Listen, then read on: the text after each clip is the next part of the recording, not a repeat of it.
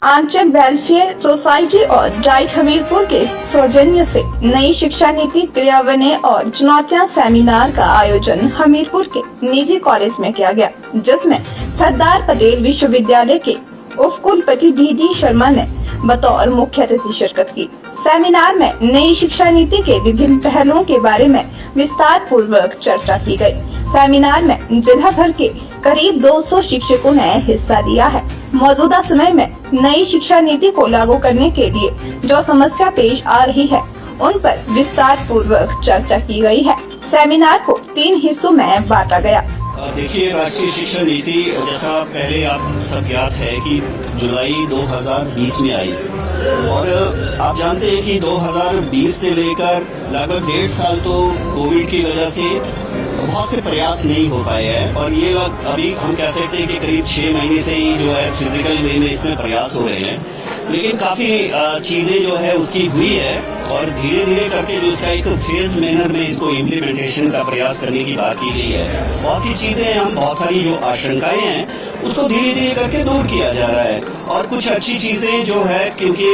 अभी तक जो शिक्षा रही है वो एक कह सकते हैं कि हमारे एजुकेशनल इंस्टीट्यूट या टीचर सेंट्रिक रहती थी, इसको स्टूडेंट सेंट्रिक बनाया गया है कि विद्यार्थी अपनी चॉइस के हिसाब से क्या पढ़ना चाहता है, क्या भविष्य में करना चाहता है, वो सारे प्रयास इसमें किए गए हैं। और इसीलिए इसमें बहुत अच्छी जो बात है कि मल्टीपल एंट्री एग्जिट की बात की गई है कि कोई विद्यार्थी अगर साल बाद 2 साल बाद किसी वजह से जो है अपने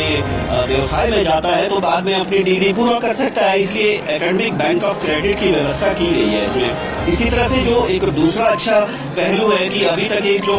आप कह सकते हैं कि पूरा एक रिजिड बाउंड्री थी जिसमें कि वो आर्ट्स, साइंस, वोकेशनल और क्यूरिकुलर और एक्स्ट्रा क्यूरिकुलर में बहुत बाउंड्रीज थी बीच में,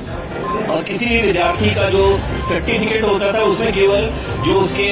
एकेडमिक सब्जेक्ट होते थे उसी को रिफ्लेक्ट किया जाता था। जब इसमें ये सारी चीजें होगी, कोई विद्यार्थी मान लीजिए हिस्ट्री पॉलिटिकल साइंस में ज्यादा अच्छा नहीं है लेकिन वो बॉक्सिंग में, रेस में, आर्ट में काफी अच्छा होगा तो वो चीजें भी उसके सर्टिफिकेट में रिफ्लेक्ट होगी, तो वो क्यूरिकुलर और एक्स्ट्रा क्यूरिकुलर को भी इंटीग्रेट करने की बात इसमें की गई है। और इस तरह से जो धीरे धीरे करके जो एक सिंगल डिसिप्लिन यूनिवर्सिटीज कॉलेजेस खुले हैं उसको जो है मल्टी डिसिप्लिनरी बनाया जाएगा। और अभी तक जो एफिलिएटेड कॉलेजेस की व्यवस्था है वो धीरे धीरे अगले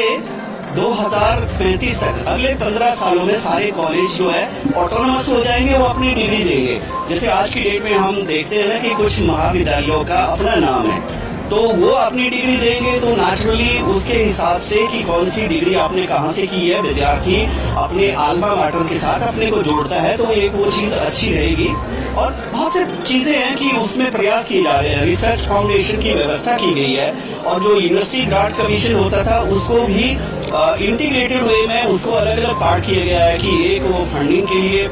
अलग से होगा, एक्रीडिटेशन के लिए अलग से होगा और एक जो कुछ व्यवस्थाएं बनाएंगे, जो स्टैंडर्ड बनाएंगे उसके लिए अलग से होगा। तो ये चीजें धीरे धीरे करके निश्चित रूप से मैं इसके बारे में काफी आशान्वित हूँ कि अगले 2-3 सालों में वो चीजें धरातल पे नजर आएगी। आज Himachal education and welfare society और डाइट गौना के संयुक्त तत्वाधान में राष्ट्रीय शिक्षा नीति क्रियान्वयन और चुनौतियां,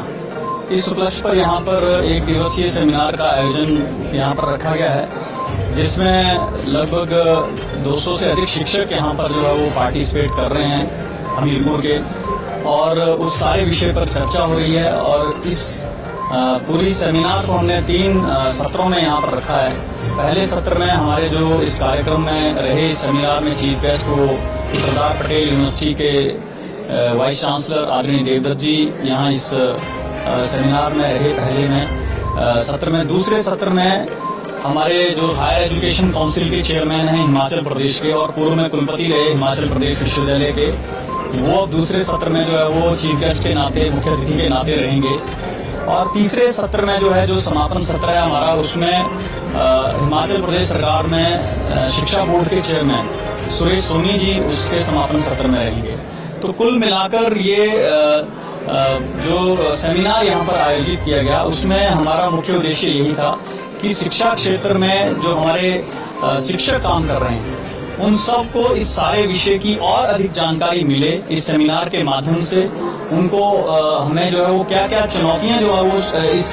न्यू नेशनल एजुकेशन पॉलिसी को जो है वो इम्प्लीमेंट करने में आ रही हैं, उन सारी बातों से वो भी भलीभांति परिचित हों, क्योंकि वो भी शिक्षा क्षेत्र में काम कर रहे हैं। तो उनके उस बात को जो है उनको और इन्फॉर्मेशन ज़्यादा से ज़्यादा मिले, उसी उद्देश्य से जो है वो ये कार्यक्रम यहाँ पर किया गया। RV7 न्यूज के लिए हमीरपुर से अश्विनी कुमार चौधरी की खास रिपोर्ट।